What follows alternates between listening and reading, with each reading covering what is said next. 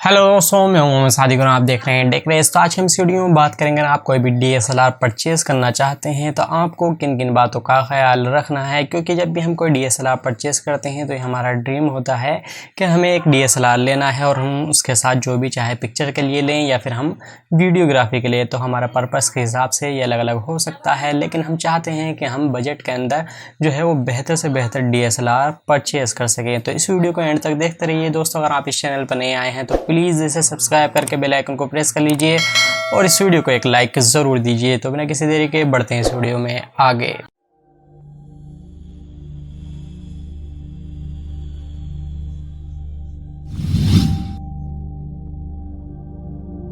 दोस्तों, अगर आप डीएसएलआर परचेज़ करना चाहते हैं तो उसके लिए ज़रूरी है कि आप अपना पर्पज़ ज़रूर चेक कर लें कि आप किस पर्पज़ की वजह से डीएसएलआर लेना चाहते हैं। क्योंकि बहुत से लोग जो होते हैं वो सिर्फ डीएसएलआर ले लेते हैं, ना तो उन्हें पिक्चर जो कैप्चर की जाती है उनका पता होता है, ना ही वीडियोग्राफी का। तो इसके लिए ज़रूरी है कि अगर आप अपने मोबाइल से कोई भी वीडियो बनाते हैं या फिर फ़ोटो बनाते हैं, अगर आप उसके अंदर मास्टरी कर लेते हैं, यानी बहुत बेहतर तरीके से आप फ़ोटो कैप्चर कर लेते हैं या फिर वीडियो बना लेते हैं, तभी आप डीएसएलआर पर आएँ। अब डीएसएलआर जब आप परचेज़ करने लगे तो आपको किन किन बातों का ख्याल रखना है। एक तो सबसे पहली चीज़ ये है कि अगर आपका बजट जो है वो बजट 25 या 30 हज़ार के आसपास रहता है और आपका जो पर्पस है सिर्फ फ़ोटोग्राफी है, तब आप उसके अंदर जो है बहुत सारे ऑप्शन मिलते हैं। मतलब ज़्यादा तो नहीं है लेकिन है, तो वो इनिशियल फ़ोटोग्राफी कहलाती है। तो उसके लिए आपको 25 से 30 हज़ार की रेंज में एक अच्छा डीएसएलआर मिल जाएगा, जिसके अंदर आपको कैनन और निकॉन के मिल जाएंगे। अगर आपको सिर्फ फ़ोटोग्राफी करनी है तो उसके लिए सही रहेगा। अगर आप वीडियोग्राफी करना चाहते हैं तो आपको अपना बजट जो है वो थोड़ा ज़्यादा बढ़ाना होगा, यानी 40 से 45 के बीच में रखना होगा। तो फ़ोटोग्राफी तो हो गई आपकी एक चीज़। दूसरी होती है वीडियोग्राफी। वीडियोग्राफी के अंदर सबसे पहली चीज़ जो आती है वो आती है आपकी जो ऑटो फोकसिंग सिस्टम होता है किसी भी डीएसएलआर का, वो सबसे बेहतर होना चाहिए। तो सबसे बेहतर अगर डीएसएलआर में ऑटो फोकस का सिस्टम माना जाता है तो वो सोनी का होता है, यानी जो सोनी के कैमरे होते हैं। और उसके बाद अगर किसी चीज़ की बात करी जाए तो फिर वो कैनन का आता है कि कैनन के अंदर जो है ऑटो फोकस ज़्यादा बेहतर है, लेकिन सोनी से कम है। उसके बाद जो है आप निकॉन पे जा सकते हैं। तो ये सारी चीज़ें थी जो आपको फ़िलहाल देखनी थी ऑटो फोकस के लिए। तो वीडियोग्राफी आप इसके अंदर कर सकते हैं। अब वीडियोग्राफी और फोटोग्राफी के अंदर भी अलग अलग तरह की चीज़ें आती हैं, जिसके अंदर आपको देखना होता है कि आपको किस लेवल की फ़ोटोग्राफी या फिर वीडियोग्राफी करनी है। तो फ़ोटोग्राफी के अंदर अगर आप नॉर्मली अपने आसपास के यानी पोर्ट्रेट वगैरह कैप्चर करना चाहते हैं तो वो नॉर्मल डीएसएलआर से आप कर सकते हैं। लेकिन एक बात का आपको ख्याल रखना है कि अगर आप डीएसएलआर परचेज़ करना चाहते हैं तो जो उसके साथ किट लेंस आता है, अगर आप उसके साथ ट्राई करते हैं तो जाहिर सी बात है आप जो है वो खुश नहीं हो पाएंगे। क्योंकि जो किट लेंस होता है उसके साथ ना तो वीडियो अच्छे बन पाती है ना ही फ़ोटो।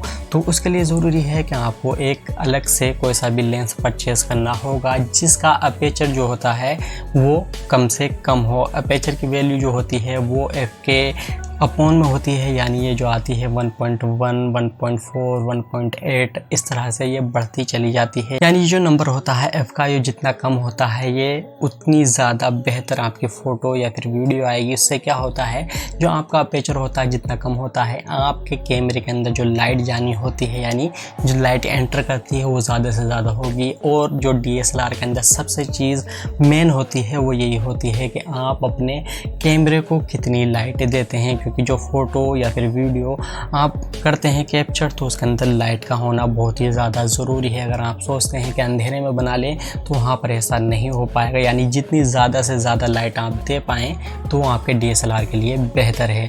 तो ये हो गया आपका वीडियो का और फोटोग्राफी के लेवल के हिसाब से। नॉर्मल में तो मैंने आपको बता दिया है, अगर आप कोई सब इनिशियल जो है वो लेना चाहें तो वो परचेज़ कर सकते हैं। इसके अलावा अगर आप कोई सब लेवें तो वो आप अपने लेवल के हिसाब से उसे बढ़ा सकते हैं। तो ऑटो फोकस हो गया आपके वीडियो के लिए। आपका जो फोटोग्राफी है वो नॉर्मल कैमरे से भी हो जाती है, बस आपको जो है वो लेंस परचेज़ करना होगा अलग से। तो इसके अलावा जो चीज़ आती है वो आती है आपकी, अगर आप स्लो मोशन वगैरह करना चाहते हैं तो उसके अंदर ज़रूरी है कि आप FPS का ज़रूर ध्यान रखें।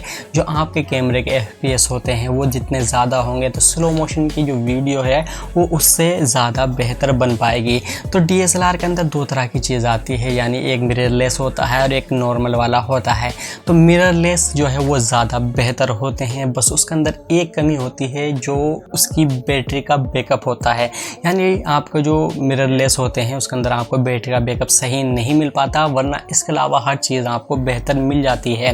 तो उसके अंदर आपको FPS का हिसाब भी ज़्यादा बेहतर मिल जाता है, ऑटो फोकस भी बहुत अच्छा होता है, और जो फ़ोटो उसके अंदर लाइव व्यू में दिखती है वो वही होती है जो कैप्चर करनी होती है, यानी आपकी कैप्चर होने के बाद निकल कर आएगी वो आप उसकी डिस्प्ले में देख सकते हैं। मिररलेस में ये फ़ायदा होता है। इसके अलावा अगर आप नॉर्मल DSLR में लेते हैं तो वो आपको जो दिखती है आपकी स्क्रीन के अंदर वो थोड़ी अलग हो जाती है कैप्चर होने के बाद में।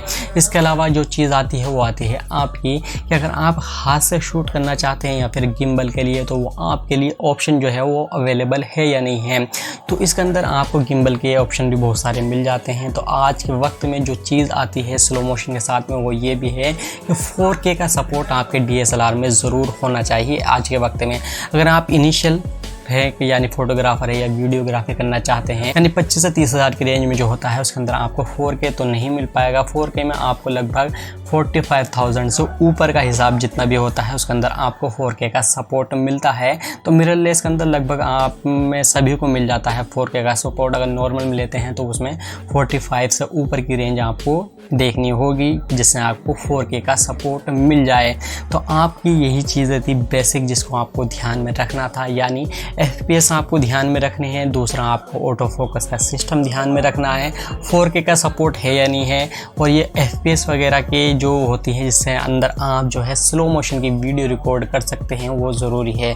और दूसरा है आपका पर्पस कि आप किस तरह की चीज़ें रिकॉर्ड करना चाहते हैं, यानी अगर आप फोटोग्राफी के लिए करना चाहते हैं तो वो आप कैसे कर सकते हैं, वीडियोग्राफी के लिए करना चाहें तो वो आप किस तरह से कर सकते हैं। और इसके अंदर लेवल होते हैं कि आप किस टाइप की फ़ोटोग्राफी या वीडियोग्राफी करना चाहते हैं, तो उसके अंदर जो है रेंज थोड़ी सी बढ़ जाती है। बस यही चीज़ आपको ध्यान में रखनी थी। आई होप आपको समझ में आ गया होगा कि अगर आप कोई भी DSLR परचेस करते हैं तो आपको किन किन बातों का ख्याल रखना है और क्या क्या चीज़ें आपको ध्यान में रखनी होगी जिससे आप एक बेहतर DSLR परचेस कर पाएँ। आई होप आपको ये वीडियो पसंद आई होगी, और पसंद आई है तो प्लीज़ इसे लाइक कीजिए, अपने दोस्तों के साथ शेयर कीजिए। अगर आप इस चैनल पर नए आए हैं तो प्लीज़ इसे सब्सक्राइब करके बेल आइकन को प्रेस कर लीजिए, और मैं मिलता हूँ आपसे अगली वीडियो में। Thank you.